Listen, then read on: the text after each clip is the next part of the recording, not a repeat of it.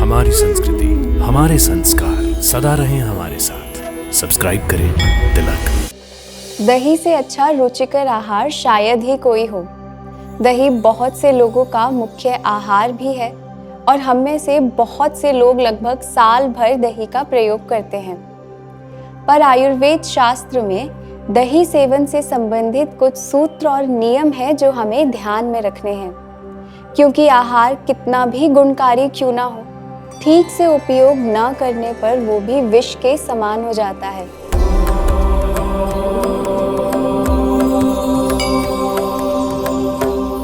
दही जठराग्नि को बढ़ाता है, पाचन शक्ति को अच्छा करता है।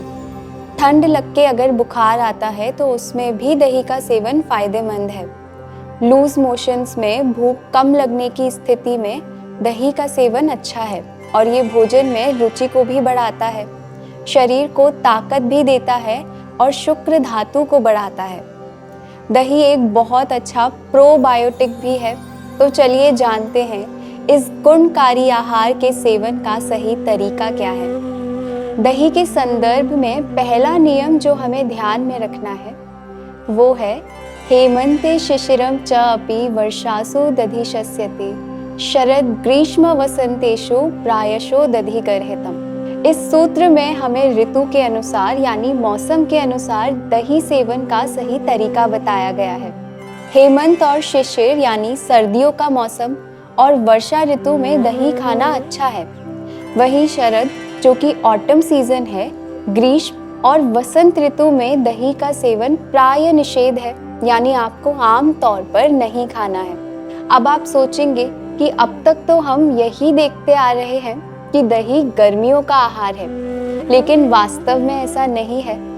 आयुर्वेद के सभी ग्रंथों में दही को उष्ण वीर्य युक्त और गुरु बताया है, यानी ये शरीर में ठंडक नहीं बल्कि गर्मी बढ़ाता है, पित्त प्रकोप का कारण बनता है और पचने में भारी है। इसलिए अगर गर्मियों में दही खाना भी है तो छाछ के रूप में, लस्सी के रूप में या श्रीखंड के रूप में इसका प्रयोग कर सकते हैं। दूसरा नियम जो हमें ध्यान में रखना है वो है सशर्करम दधि श्रेष्ठम तृष्णा पित्तस्त्र दाहजिता सगुणम वातनुदा वृष्यम ब्रंगणम तर्पणम गुरु। अगर आप दही में शक्कर या खांड या धागा मिश्री मिलाकर खाएंगे तो ऐसा दही सर्वश्रेष्ठ कहा गया है और ये अत्यधिक प्यास शरीर में कहीं भी जलन और पित्त प्रकोप को कम करता है।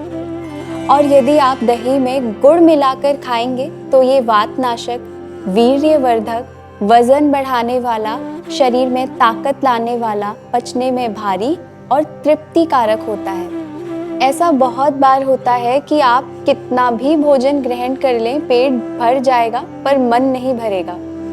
यहीं पे हमें चाहिए तृप्तिकारक आहार, यानी ऐसा आहार जो भूख को शांत कर दे। दही और गुड़ का संयोग भी कुछ ऐसा ही है। तीसरा नियम जो हमें ध्यान रखना है वो है न नक्तम दधि भुंजीत न चाप्य घृत शर्करम न मुदक सूपम न क्षौद्रम न उष्णम न आम्लकैर विना, यानी बिना घी शक्कर के, मूंग की दाल के, मधु और बिना आंवला के दही का सेवन नहीं करना है। तो यहाँ आपके दही के स्वास्थ्यवर्धक उपयोग के लिए 5 विकल्प दिए गए हैं। इनमें से किसी एक के साथ ही हमेशा दही का उपयोग करना है। अब हम गलती ये करते हैं कि दही में नमक, मिर्च और मसाले डालकर भी इसका सेवन करते हैं, जो इसकी उष्णता और पित्त प्रकोप को बढ़ा देता है। या बहुत सी सब्जी बनाने की रेसिपीज में भी दही का उपयोग होता है, जो स्वाद के लिए तो अच्छा है पर स्वास्थ्य के लिए नहीं। अब कुछ लोग रात में भी दही का प्रयोग करते हैं, तो उनके लिए भी यही नियम है। पहला तो कि रात में दही खाने से बचना है, और दूसरा अगर खाना भी है तो इन 5 चीज़ों में से किसी एक के साथ में। चौथा नियम या सूत्र जो हमें ध्यान में रखना है वो है पित्तस्त्र शोथ मेद कफ प्रदम, क्योंकि दही का सेवन पित्त को बढ़ाएगा, रक्त को दूषित करेगा, इन्फ्लामेशन यानी शोथ को बढ़ाएगा, मेद धातु यानी फैट को बढ़ाएगा और कफ दोष को भी बढ़ाएगा। इसलिए कुछ परिस्थितियों में दही का सेवन बिल्कुल भी नहीं करना है। दही भारतवर्ष में हमेशा से एक मुख्य आहार रहा है, क्योंकि गौ पालन हमारे देश में प्राचीन काल से प्रधान रहा है। इसलिए भी आयुर्वेद के ग्रंथों में दही के सेवन के सही तरीके के बारे में बहुत विस्तार से बताया गया है। सही प्रकार से सेवन करने पर ये उत्तम प्रोबायोटिक अमृत के समान है, और बार बार इन नियमों के विपरीत अगर इसका सेवन किया जाए तो आपको ज्वर हो सकता है, या पहले से ही अगर ज्वर बना रहता है तो उसे पूर्ण रूप से ठीक होने में बहुत कठिनाई होगी। स्त्रियों में हैवी पीरियड्स की समस्या बढ़ सकती है, एसिडिटी हो सकती है, गैस्ट्राइटिस या अल्सर्स बढ़ सकते हैं, त्वचा संबंधित विकार हो सकते हैं, शरीर में खुजली हो सकती है, लिवर में सूजन आ सकती है, हमेशा थकान रहना, और जिनका हीमोग्लोबिन कम है या खून की कमी है उसे फिर से सामान्य होने में दिक्कत आ सकती है। चक्कर आना, कोई भी काम करने की इच्छा ना होना, इस तरह की समस्या भी बढ़ सकती है। इसलिए विधि पूर्वक दही का सेवन करें। इस महत्वपूर्ण जानकारी को अपने परिवारजनों और प्रियजनों के साथ भी साझा करें और स्वस्थ रहें।